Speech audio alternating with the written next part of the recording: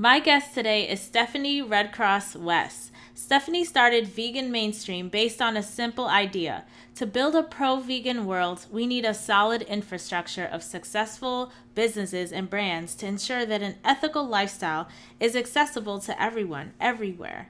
Imagine ethical retail stores, restaurants, clothing options, skincare, cleaning supplies, and educational materials in every mall or community. Every step toward making this a reality is a step that moves the vegan movement forward. She has a great podcast called Spark, a Roadmap for the Vegan Professional, where she did an episode that spoke to me so much I had to listen to it twice. Well, Stephanie, thank you so much for joining us on the Raw Food Health Empowerment Podcast. Thank you so much for having me. Yes. So you're vegan, which I'm excited about, or you eat a vegan diet. Vegan hmm is kind of like really, I don't know, sensitive for me right now, just because of the conversations happening in the space. Um, Around veganism, what that means, and as it pertains to Black Lives Matter and all of that kind of stuff. So I don't know where you fall if you want to talk about that, but I did want to hear about your story, how you got into the lifestyle of eating this way. Yeah, for me, veganism is really the path that I'm on. And for me, it's really truly a lifestyle choice. It's in everything that I do. So, hence, I have a business that focuses on helping vegans and individuals with those passions, creating businesses. Every day I'm obviously eating vegan, but it also goes through and through.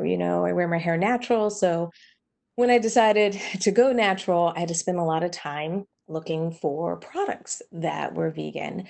And a lot of it has less to do with, I'm trying to make a separation between like I'm vegan and, being able to point the finger and say, who's are you vegan type of thing.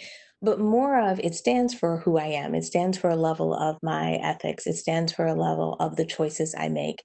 And what I really think is important, even as many of us kind of wave our vegan flag, is that we are about fighting for injustice. We are about fighting for change in the world. We are about making sure that people's voices are heard. Now, yes, a lot of us from the vegan movement also have an animal rights kind of piece that's close to our hearts. And I have one as well. I'm on a board of an animal rights organization.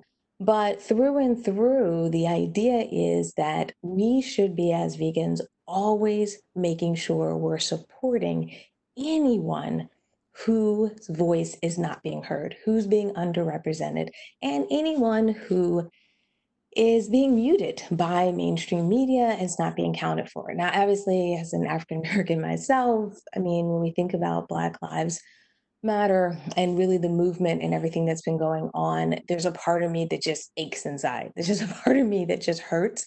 And also a part of me that hurts because I'm dealing with the reality that these are things that I've felt for so long, but I've had to store them away because there wasn't a place to have this dialogue. There wasn't discussions we could have, with multiple types of groups about what was happening. So for me now, what's really exciting is that it's an opportunity for me to not only self examine what do I want to do now, and make sure that I don't, keep those things on the shelf because I had to cope. But also make sure that I'm speaking up. I'm using my channels and I'm also helping the vegan community speak up because I just think it's not only the right time for us to use the channels and the voices that we have and the ears that we have to make sure that we're, fighting for my personal community as well. Yeah, this is really kind of a stressful time for folks. The Black Lives Matter movement is at the forefront of media right now because of all of the killings and things that have been happening. And what has been your self-care like? Like, what's your morning ritual like in order to just kind of center yourself and not be depressed and sad and chronically, like I was like chronically sad for a long time, and I had to do some things to keep myself mentally and emotionally stable so that I could continue to do my work. What is your morning ritual like? Well, the biggest thing that I really had put in place is taking a morning walk. I find that is really one of the best things I can do. And don't get me wrong, some mornings, even this morning, I went back and forth and didn't get out to my morning walk until 10 after 8 because the laziness started to just set in. Mhm. But what I find is it's such an amazing way for me to kind of establish my day and make sure that every day I'm getting out, getting some fresh air. I'm looking outside. I'm seeing the plants. I'm seeing kind of some perspective wider than, especially these days where many of us are home all the time. We're in our home offices, we're on our computers. Sometimes we get into a bubble. And when I get to go outside, it reminds me of the wider world. It also is great because I'm in a neighborhood where people are walking as well. So I get to say hi to people and see people. And it reminds me of the good in the world. And I think a lot of times right now is we have to remember we need the change, but there is the good in the world. And through some of that good perspective, through some of those good people, through some of the good changes that are coming about, the idea is that we can channel some of that sadness because I know exactly what you mean. I sometimes even have a hard time. I don't watch too much of the news because I can't watch all of the visual images. So I tend to read a lot. But I have to watch what I read and when I read it. I used to read a lot of news before I go to bed at night. Mm, And I know you asked me about my morning ritual, but one thing I've changed in my evening ritual is that there's certain topics, certain stories I don't read at night mhm. because when I read them at night and they're on my brain at night, I tend to have not the best dreams Mhm. in the next morning. So I'm really trying to work through my day and say, okay, if I'm going to be finding out and checking the news, what I'm going to do is I'll do the news, I'll read that before my walk.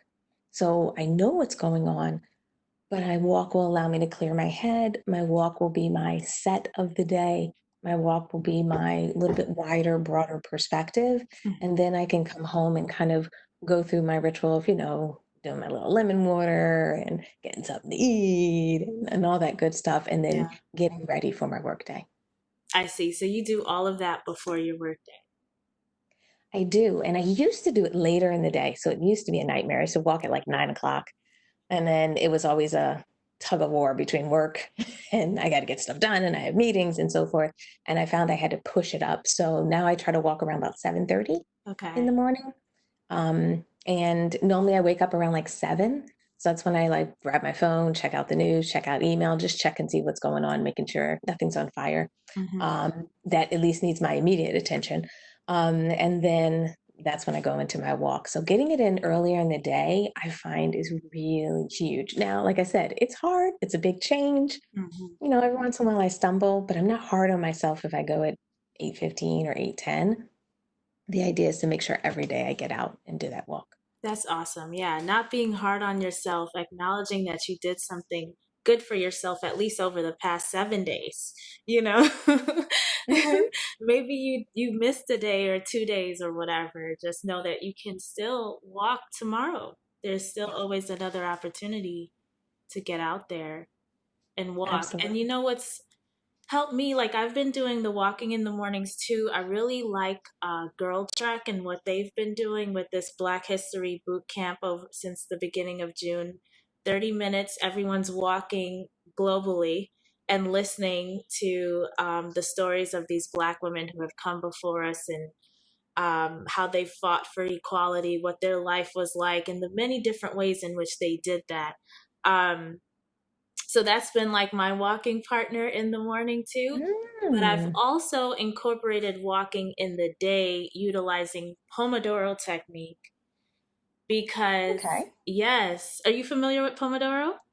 Oh, tell me a little bit more. Yeah, so Pomodoro technique is basically you work 25 minutes, you take a 5 minute break, you work Mm, 25 minutes, take a 5 minute break, you do 4 sets of the 25 5, and then you take a longer break of 15 minutes to 30 okay. minutes, right? And Hmm. why I had to start doing it is one, I found 2 o'clock in the afternoon, I was just dragging, right? Because my brain is like on fire from the morning I wake up. until 2, and I'm like, I could get all the work done, right? I'm just in flow state. Hmm. Then 2 o'clock comes and it's like I'm just done with the day, you know? I know what you mean. you know? And then also sitting at my desk long hours, like my legs were starting to hurt, my muscle was starting to spasm. I was like, no, okay, obviously Mm, I'm sitting too much. I need to be standing and whatnot. So with the Pomodoro and not just taking the 5 minutes like break from screens, but I also go outside and walk some more. yes. Get some fresh air in the nature and all that. And you talked about this on the podcast too about ritualizing work and ritualizing recovery. And I Yes. want you to talk about that more and why it's important to take time off from work and take breaks. Well, I don't know. I have so many different perspectives on it because, after being in business for a lot of years, in the beginning, I always thought it was you just worked harder, worked harder, worked harder. Mm-hmm. And the Hustle idea is mentality. that, yeah, and It it just, does. It it's just doesn't not work. the way to do it. It's I just mean, not. not It's for not even I the think smart for way. women in particular, and I Hmm. would say Black women, especially now we're talking about the stress we're under and how the impact of that has on cardiovascular disease and all that chronic disease. But Hmm. yeah, sorry, continue. Oh no, this is good. So I guess what I do now is I specifically set aside time for recovery, set aside time so I have a break. And also, I set aside time so I have time that's kind of more fluid, especially with our work days. We tend to be on a lot of these Zoom calls and meetings. Same thing, we're doing podcasts. We have all these things that are almost required activities in our day. And what I've been trying to do is say, instead of having either required activities all the time, or instead of having this schedule where it's like, I can meet anytime anybody needs to, just give me a buzz, we'll figure it out. I've started to structure my day to say, okay, I'm going to have some difficult days, but which days are my difficult days? Which days are my days? It's going to feel a little bit more like a grind, but what are going to be my days that I have a little bit of freedom? What are going to be the days that I also can do stuff for me? Because especially owning a business, a lot of times you feel like everything that is about you and your business, they're just one to one. And the reality is you need time so that you can run errands, call, check up on things. This morning, I wanted to pick up some food. We tend to stock up these days, and they have this special and these vegan burgers. So I had to go to like 12 different Targets to go find them. But like, I want to have those days where I can do that, where I don't have to say, oh, I got to pull over for a quick 30-minute meeting really right now. I got to do this. The idea is that if I want to do something outlandish and go to a ton of different stores to find something I really want, I can give myself that freedom to do it. If I want a day or want some time where I want to hang out with my husband and we're just going to watch a little bit of TV, I can do that. If I want to take a longer walk, meaning my traditional walk has a specific set time, but like for me, my Fridays is my flex flow day. So on Fridays, I can take a longer walk. I almost do double the time I normally do during the week because what it's now allowing me to do is make sure that I have time to really dedicate to me not being feeling like I'm always subject to a calendar or subject to what has to be done. Preach, preach, preach. You know, Because it's you like I need some of live that by my time. calendar, and it's like I need my calendar because otherwise I have anxiety, because Mhm. I won't remember all the things. But at the same time, living by the calendar 7 days a week, 365 days a year, it will just run you over It will. and deplete you. So creativity is gone. You talk about entrepreneurship, like you need the space just to be creative, to come up with new marketing ideas, new products and services to offer. So Absolutely. yeah. And we need that time for like our mind to wander. Like when I'm in work mode, I got to get this done, 12 o'clock, I'm trying to get this done. Absolutely. But I need my mind to have time for me to be like, maybe this, maybe not. Maybe, just so my mind gets that ability to just ponder ideas without restriction.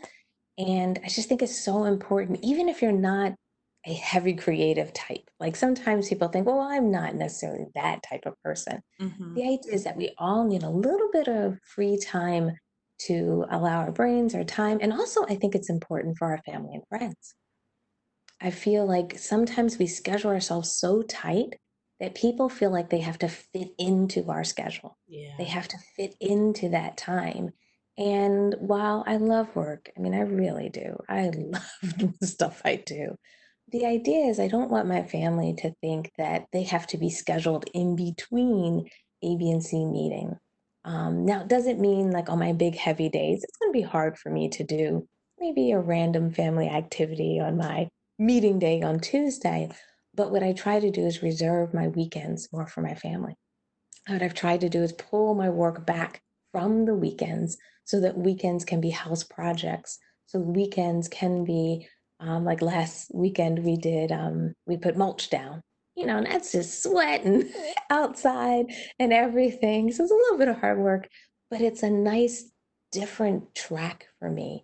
And it allows me to kind of get back into taking care of our home. And, my husband and I are doing it together. It gives us bonding time, things like that. And I just think it's so important that we do that. And also, we haven't talked too much about this, but I think, and I'm curious what you do, is I have the things that are my like morning ritual, but I also have the things that help me break out of, when I get into that bad space, when I get frustrated, when I get upset, when I'm having a bad day, when, I just didn't get right that day, that I find we also need these like kind of tools that we use to help us restart our engines, to restart how we're feeling about things. Mm. And also, because every once in a while I do watch a headline or I'll see something in the news and I watch one of those videos. And I'm so glad things are being videotaped these days because that is completely changing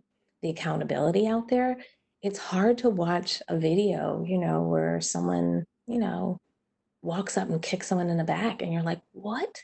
Like that can really just get all of your senses up. And Mhm. then what I find is I need to make sure I have something that will allow me to kind of come back down. Because yes, I still need to and may want to act on that. I Mhm. might want to do something, but I don't want to act in this inflamed environment. Like I don't Mhm. want to be at that point where and I can't get myself down because unfortunately the headlines just keep coming these days. Yeah. Yeah. I mean, I had to make some drastic changes. So I downloaded a Chrome extension to block my newsfeed. So I don't see anything other people are posting unless I want to see your post. So like I will go to your page or I'll go to a group that I signed up to be in, Yeah. And Hmm. that's helped me a lot because some people were just posting some triggering things. And since I've done that and like I've been more mindful to stay out of the comment section and to really not go to social media that often, to be honest. Yeah. Because I used to, before this, the comment section was where I would get my laughs because people are just crazy, right? But They're creative. yeah, but now that I'm being mindful not to go there because you don't know what you're going to encounter. Like I remember I went to Own, owned by Oprah, you Yeah. know? And she posted something about explaining, it's a video that this woman did explaining why when folks say all lives matter, how it doesn't make sense and how it's actually hurtful and harmful, right? Hmm. So I went in the comment section and who told me to go over there? That was like the worst thing. And I would not have expected that on Own's Instagram channel, Yeah. so it's like it doesn't matter who it is, just stay away from the comments. And because I've been doing that, I haven't been on social media that much. I post what I need to post and I get off. I may take during my Pomodoro 5-minute breaks, I may look and see what notifications or whatever in specific groups and things like that. Like I Hmm. think we're in like a vegan Black Lives Matter group, Yeah. like that. So I can see stuff there. I understand these are like-minded folks who aren't posting trigger. And if I see even something that looks like a video of police brutality, I swipe because I Yes. emotionally cannot handle that right now, you know? And like, I agree with you. Like, I'm glad it's being filmed because America does need to see itself, and Mhm. it's seeing and confronting itself right now, which is great. It's a catalyst for healing. However, I don't need to see that, you know? So these are some of the boundaries that I've had to put up for myself, and it's helped a lot. Yeah. Literally, I went from crying every day to I haven't cried in like at least 2 weeks now Oh, since I well, did get that. in there. Yeah. You're doing so much better than me because Yeah. it's really hard, and it's just hard to see. And I don't want to take us there. We're talking about how we can how we can uplift, but it's hard to manage sometimes the range of emotions that you're feeling, and also the flashbacks sometimes I have of the things that might have happened to me or someone else in my family. So Mm, I think sometimes people think it's just like that we all have to witness it. We all have to witness it and look at it. And yes, we do need to see some of it. We have to be careful because it can be triggers for things that have happened in our lives and happened to other people. And we have to be careful of reliving that on a daily basis. mhm. That may not be helpful for the movement, and it may not be helpful for yourself. So even now, I'm starting to kind of when I look at the headlines, I'm looking for things that are also not just how bad it is, but I'm also trying to find out who's doing what for good. So I'm very critical of my subject lines in my emails that I'm Mhm. getting because I really do want to hear good stories as well. I want to hear about what communities have been doing and how communities have had success. And I think that's another thing to make sure that we're doing as kind of a self care for many of us, no matter if we own a business, we're in the nonprofit world, even if you're just an author, you know what I mean? Anything that you kind of do as your kind of profession or where you're putting most of your time these days is that you really think about not just the type of news and information you consume, but also consuming the positive Mhm. voices, the positive messages, the good that's happening in the world, the reactions that people are having that are amazing, because those stories can help you grab back onto hope instead of just grabbing onto the sadness. Right, right. And I would also add that I had this one particular day that was the catalyst for me emotionally getting better, which was a full day of crying and sleeping. Mm, So okay. I grieved for everything that has happened, like all the people who've been murdered. Because I like it's been certain because I still have not gotten over Sandra Bland, and now Yeah. we've had all of these deaths, and I'm like, it's just like, Mhm. why, and digging into food policy and food insecurity and land rights, like all of the disenfranchisement that has happened. Black people, we used to farm. Like, we had land and we were farming this land, and now we're down to like 1% of farmers. Like, it's just, and there's a whole history there. Like, why is it that our people are overrepresented when it comes to obesity, type 2 diabetes, and all these things? Like, there's Yeah. like all these things, and when you know all of this and you see these things, it's like it's so much. And so I had conversations with mothers on both sides of my family, my mother and my in-law, and I just poured out everything. I cried, I slept, I cried, I slept. The next day I was better. It was like it was like a spiritual shower, like, honestly. That's good.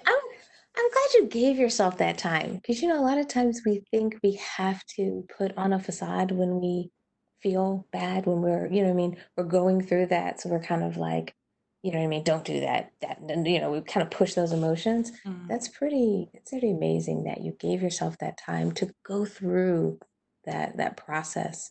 yeah. Because it's so important. I think we forget how much we have to take care of ourselves Yeah. um, at times. Yeah, We and I really, see really this do. really too in the nonprofit world where they're Hmm. doing some great stuff, right? They're actively fighting injustices, pushing policy through to fix some of these issues, right? Their Hmm. workload is tremendous and they Yes. see the importance of it. This is their passion, this is their life's work. But Hmm. how do you manage a heavy workload and crazy amounts of emails while ritualizing your work, taking time off and taking breaks to practice that self care? Like, how do you balance the two? I mean, sometimes I don't know if you always get it just right. I think that's the thing that we have to almost like accept the fact that it's a little bit of work in progress. Yeah. But I think a lot of what I try to do, and I think if I had to give someone a suggestion, is to put a plan in place and spend some time putting something in place that helps you. I mean, even like one of the smallest things I did, I can't remember how many years ago, probably at least 5 years ago, was giving myself official work hours. Like literally, when do I work and when do I stop working? And especially the stop working. Mm. Because for a lot of us, we will just work and work and work until we're too tired to work. So when you're working on projects, when you're working on initiatives, especially in the nonprofit world, it can feel like there's always more work to be done. There's more emails that can be sent out, there's more messages that can be sent, there's mailings that can be prepared, all of that stuff. And if you're working till 8 o'clock, 9 o'clock, 10 o'clock, 11 o'clock at night, and working until you're just so tired that you're almost like, "Nah, I'm just going to pass out." Mhm. I think that, like, that to me is such a big change that a lot of us can make where we say, okay, I'm going to work till 7 o'clock. I'm going to work till X amount of time. And I agree, it may not be hard. It may be hard to get to like the traditional 9 to 5. I think that those numbers are nice, but they're not necessarily going to work for everyone. And Yeah. it's hard. If you've been working till like 11 o'clock at night, it's hard to back that all the way up to 5 o'clock. But I tell a lot of people, and I do this even myself, is trying to find that stop time. It does two things. It gives me a release. It tells me that there's almost a little bit of a reward on the other side of it, Mm. from a more personal standpoint. That if Yes. I can get to 7 o'clock, after that, I get a little bit more of me time, my time, family time, things like that. And also refueling, re energizing time. Because if I wear myself down, I'm going to be like a battery. You're just going to wear me out. Yeah. I won't be charged up in the morning for work the next day. So Yeah. the next day, I'm operating at 40% efficiency, 70% efficiency because I worked too long. Mm. And it just becomes a rippling effect. And it's not that I don't want people to get what they need done. It's not that I want people to give up on what they're passionate about, because I'm all about passion. Right. But the more you can start to say, these are the times I'm going to be most efficient, and these are the times I'm going to let myself refuel, re energize, and recharge. Then what you can start to do is make sure whatever your work hours are, like my traditional work hours are 7 to 7. Well, it used to be 7 to 7, so it says till I start walking, sorry. So it's more like 8:30 to 7. Mhm. And what happens is with my traditional hours is I literally say, how am I going to be productive during those hours so that I'm not getting that wasted time? And I don't mean that you don't take breaks.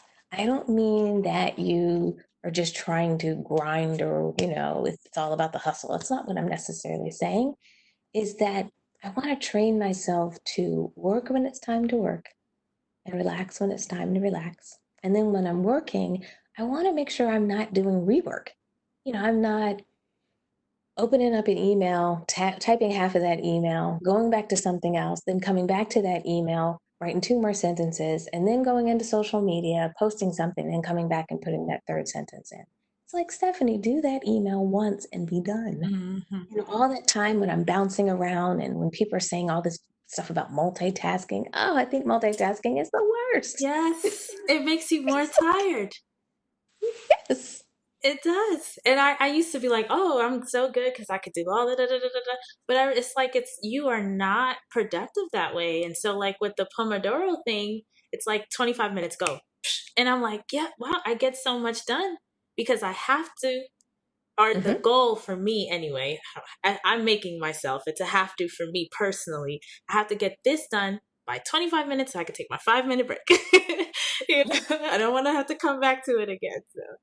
So it's like when you're Yeah. focused and you have a deadline, that can't linger on, it's like you don't have time to multitask. You don't. And you don't have time to let yourself get distracted.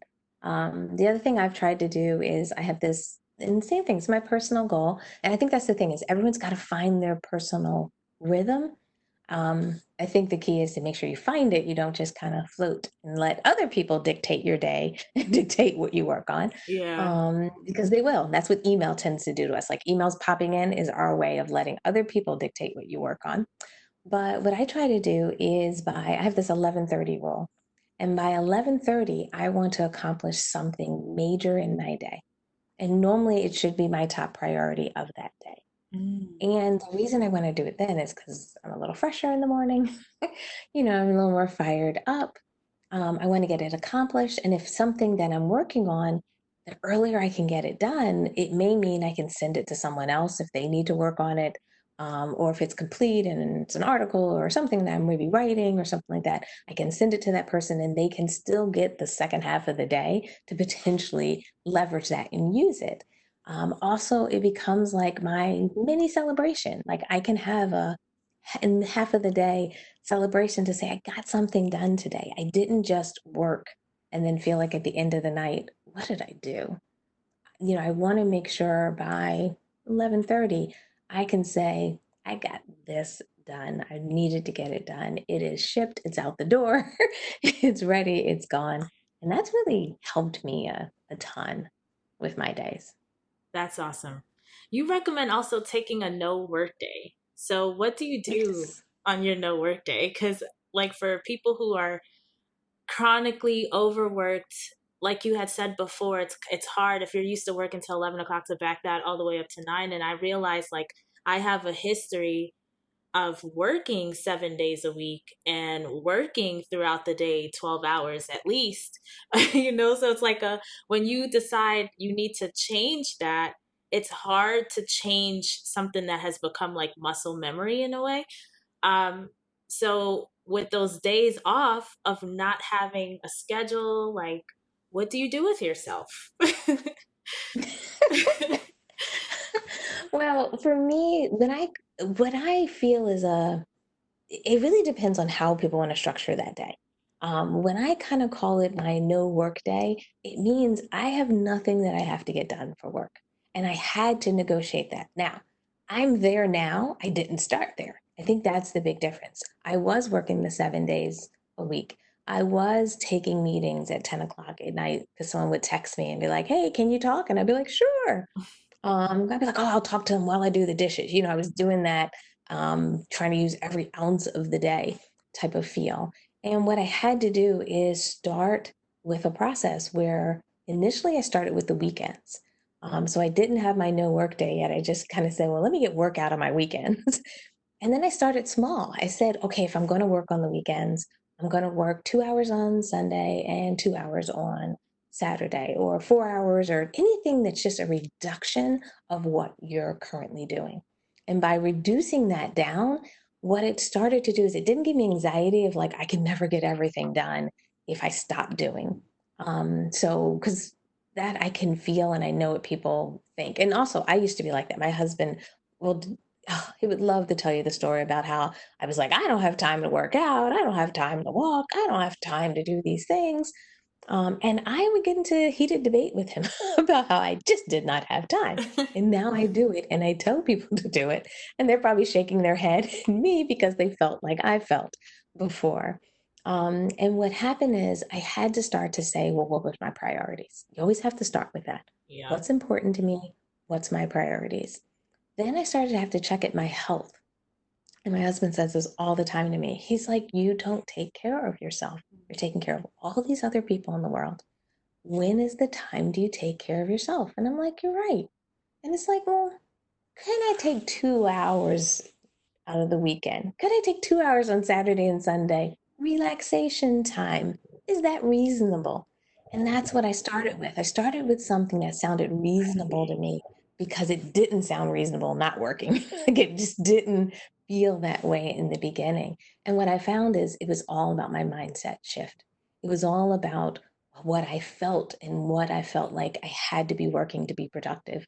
I had to have meetings. I had to be available to everyone to be to be there for my clients. And I had to shift my mind to say, I can give them those days. Like my Tuesday, Wednesday, and Thursday are my days that are really to the world and to my client. Anybody wants to meet with me, anybody wants to spend time with me. And I still do have a checkout time, so I don't work till midnight.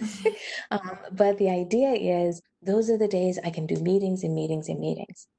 And also, when I started doing meetings, just little small things. I used to do meetings back to back. So I have a 1 to 2, a 2 to 3, a 3 to 4. I don't do that anymore. There's always a 30-minute break between every meeting. Number one, meetings always go over. So I'm stressing myself out trying to get from one meeting to the other. Zoom and WebEx does not open that fast. So you need a few minutes to get out of one and get into another meeting. Yeah. And I need time to go to the bathroom and get some water. And, I got to be reasonable. And that's the Yes. thing I realized is I had Lunch to start being breaks. reasonable. You need Lunch breaks. lunch I breaks. feel That's the like other people are thing. skipping lunch breaks now because of working from home.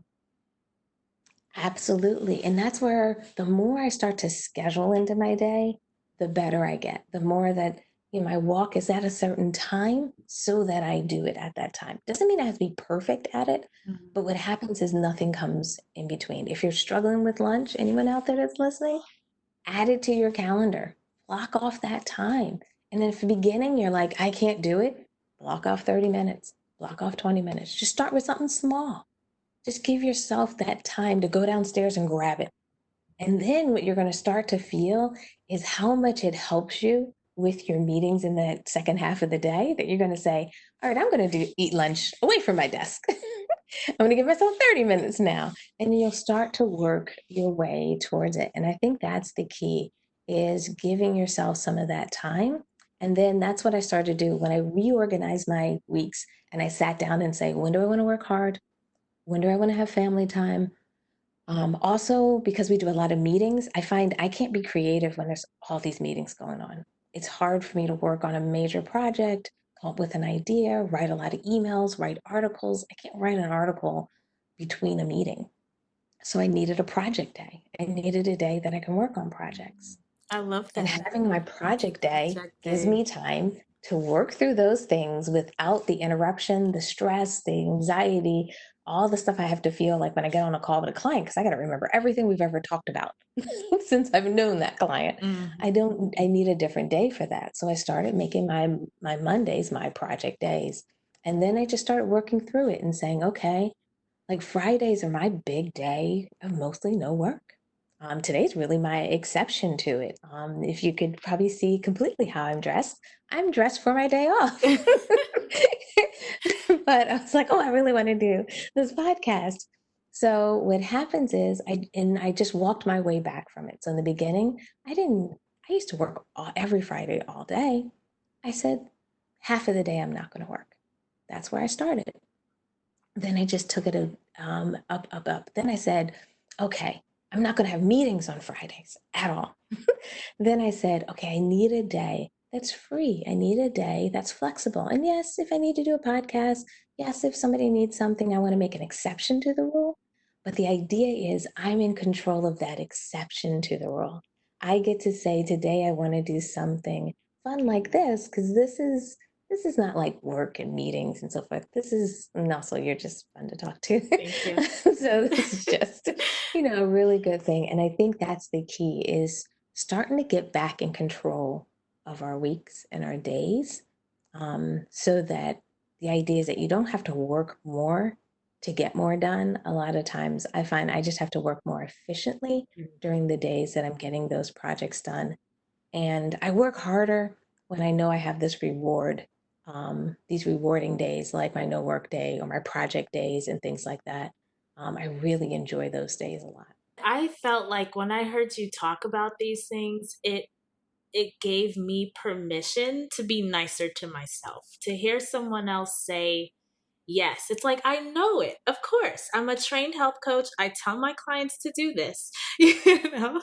But when I'm sitting in my life, I'm like, oh, but my clients need me, I have to be on social media. This email has to go out. This podcast, I'm on a deadline, I have these guests I have to line up. I have all these nonprofits that I'm working with, like, and so these people need me. I cannot afford to take time off to take care of myself. And that's literally what I'm telling myself when I choose not to honor my self-care, is that I am not important. All these other people and these other things are more important than me. Yeah. And I know I don't believe that. I was raised to be Miss Self-Care because my mom, she took care of herself and she managed to get all the things done. All the important things were done. The family felt taken care of. And she did her nails before church every Sunday. My mom's a hairstylist, so she was washing heads, but she made sure she did her nails, like she took care of herself, And so like Mm-hmm. I'm all about that too. And just having you say that, it just mirrored back to me like, yes, yes, yes, you have permission. You need to be more mindful and more thoughtful about really doing it, and not just talking about it. So I really appreciate you for that and for bringing it up. It's super important. Absolutely. Absolutely. And it's fun to talk about it because it also helps me. It reminds me to make sure, yeah, is this what you're doing? Are you making those choices? Are you really making sure that you're taking care of yourself? Because for me to be the best for anybody else, I have to take care of myself. Because otherwise I get tired, you're gonna get sick, things are gonna wear you down, and then you won't be there for people when they need you because you know what I mean? You didn't give yourself the things that you need. And we're not talking outlandish things. We're talking about taking walks. We're talking about eating lunch. I think that's No. the other thing. You know what I mean? Like I think, we're not saying, oh, you need to fly to such and such and do this. We're really talking Yes. about very basic things that we all deserve and have. And that's what we're working for and Yeah. fighting for. Is we're fighting for people to be able to have lives that they're proud of, lives that they love, be with people, spend time with people. We're this all these things are so important to us. You want to be healthy so you can spend more time with your family. If I'm going to be this healthy vegan talking about I'm doing this and I'm doing that, and then I don't spend any time with my family, what's going on? Like, Right. you know what I mean? There's a disconnect. So I think the idea of really understanding that we all have some of those things that we disconnect from. Hmm. So let's spend some time reconnecting, re-examining, taking care of, and not trying to be perfect. But the idea is if this is the path that I want to be on, find out how far off your path are you. Are you like in a totally different town or are you two streets over? Because if you're somewhere else, it may be time to make a sharp left turn and get back on track. Yes. Yes. I love this conversation. How can people find you online and learn more about all the great work that you're doing? Oh, you can find us we have our website. So veganmainstream.com is our website, and you can see all the products and services and stuff we offer. But you can also access our podcast, which we have a couple of free ones, which I think are really exciting. And then you can always get in touch with us in social media. The company handle is Vegan Mainstream. So whether we're in Facebook, in Instagram, Twitter, we're also on Pinterest, which I need to do more on, but you can find that. And then with my name, it's pretty unique. Stephanie Redcross is my maiden name. So a lot of times you'll see Redcross West.